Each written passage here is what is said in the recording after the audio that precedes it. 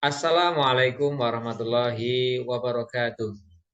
Alhamdulillahirabbil alamin. Asyhadu an la ilaha illallah wa asyhadu anna Muhammadar Rasulullah sallallahu alaihi wasallam wa ala alihi washabihi ajmain amma ba'du.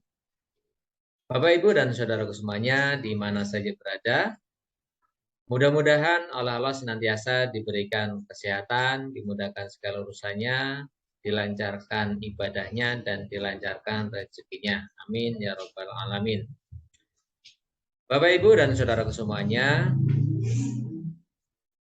umur setiap saat, setiap waktu terus berkurang. Bertambah nilainya, angkanya bertambah, namun sejatinya usia kita terus berkurang. Untuk itu Bapak Ibu, mari bersama-sama saya kita mengkoreksi diri kita. Apa yang sudah kita amalkan di dalam kehidupan ini. Ad-dunya mazra'atu lil akhirah. Dunia itu tempat menanam dan hasilnya nanti akan dipetik di akhirat. Bapak Ibu dan saudaraku semuanya, saya memberikan sebuah perumpamaan.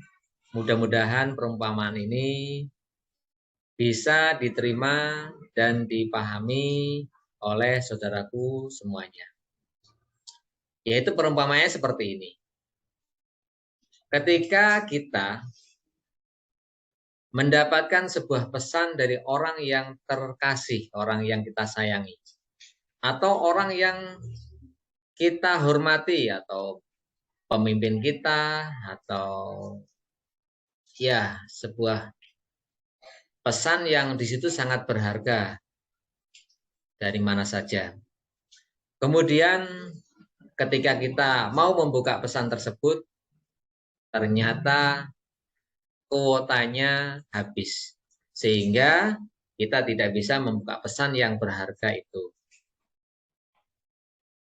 Pertanyaannya, apakah kita hanya diam saja, tidak mau mencari kuota untuk membuka pesan tersebut?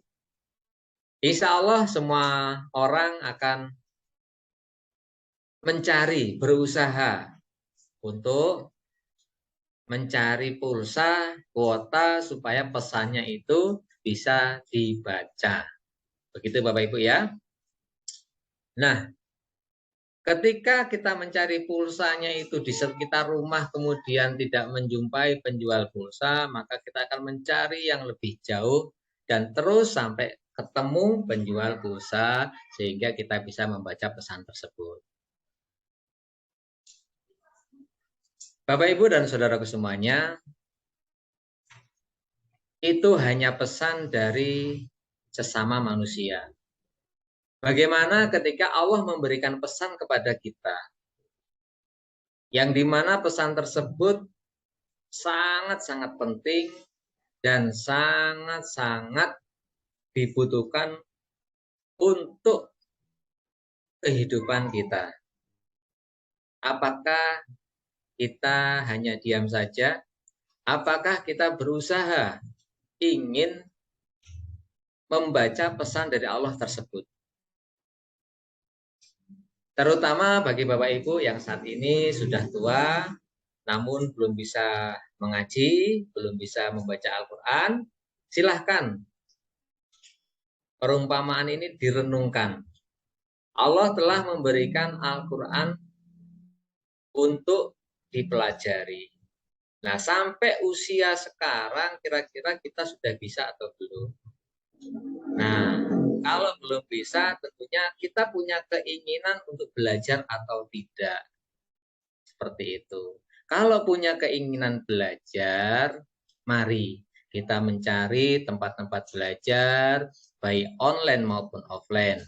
Mari kita mencari guru yang bisa membimbing kita untuk belajar, untuk membaca Al-Quran. Apalah artinya kita membeli Al-Quran kemudian hanya dipajang tapi kita tidak pernah membacanya. Apalah artinya sebuah pengakuan ketika ditanya kita agamanya Muslim tapi kita belum bisa baca Al-Quran. Mari bersama-sama saya, yuk kita sama-sama belajar.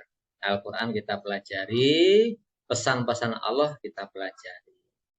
Sehingga ketika besok di hari kiamat kita dipanggil oleh Allah, nah apakah kita sudah mempelajari Al-Quran atau belum? Sehingga kalau belum ya tentunya sangat berbahaya. Di dalam riwayat diterangkan bahwa Al-Qur'anu safiun musafa wa mahilun musutakun. Man ja'alalahu amamahu qotahu ilal jannah, man ja'alalahu khalfahu saqahu ilal nar. Al-Qur'an adalah pemberi syafaat yang dibenarkan syafaatnya. Dan siapa yang menjadikan Al-Quran di depannya, maka Al-Quran itu akan menuntunnya ke surga. Namun siapa yang menjadikan Al-Quran di belakangnya, maka Al-Quran tersebut akan menyeretnya ke neraka. Bapak Ibu, di sini saya tidak mengajak kepada Bapak Ibu untuk belajar di sini.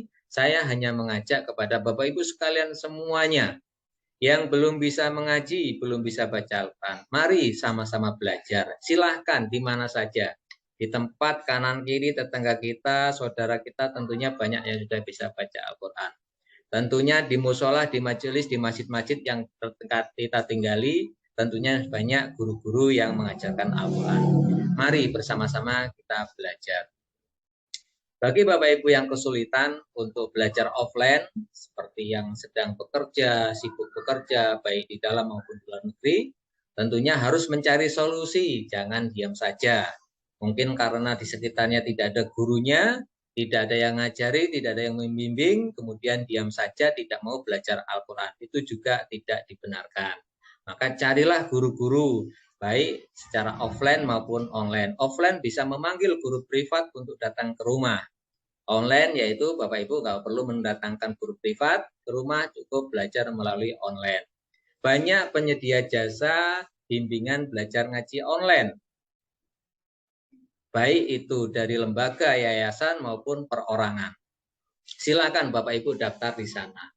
Pastikan benar-benar bahwa Bapak Ibu bisa mengikuti pelajaran yang diajarkan, yang disampaikan. Apa persyaratan biasanya untuk belajar ngaji online itu? Syaratnya mudah, yaitu Bapak Ibu punya HP yang ada kuotanya. Banyak peserta ingin belajar ngaji melalui online tapi kuotanya terbatas, ya tidak bisa terlaksana karena memang suatu kebutuhan sarananya ya. Artinya seperti Bapak Ibu pengen naik motor nggak ada bensinnya ya nggak bisa jalan. Maka mesti diperlukan kuota dan pulsanya untuk mengikuti belajar ngaji online. Seperti itu Bapak Ibu ya, silahkan. Mari bersama-sama saya, yuk kita belajar, mempelajari pesan Allah tadi. Yang Allah kirimkan kepada kita, kita pelajari, jangan dibiarkan. Pesan sesama manusia saja kita berusaha untuk mencari tahu apa sih isi pesan itu, seperti itu. Apalagi ini adalah pesan dari Allah Subhanahu wa Ta'ala. Mari Bapak Ibu, sekali lagi kita semangat belajar. Bagi Bapak Ibu yang sudah tergabung di belajar ngaji online, mudah-mudahan tetap istiqomah. Jangan berhenti belajar. Walaupun tidak ngaji lagi di sini, tidak ngaji lagi bersama kami, Bapak Ibu bisa terus menderes, bisa membaca, mengulang-ulang Al-Qur'annya. Jangan ditinggalkan. Seperti itu Bapak Ibu ya. Terima kasih sekali lagi, semoga bermanfaat. Mohon maaf kalau ada kesalahan. Wassalamualaikum warahmatullahi wabarakatuh.